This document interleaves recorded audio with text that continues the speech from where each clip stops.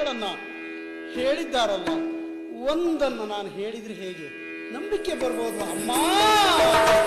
ಚಿತ್ರಕೂಟದಲ್ಲಿ ನೀವು ಜಲ ಕ್ರೀಡೆ ಆಡುವಾಗ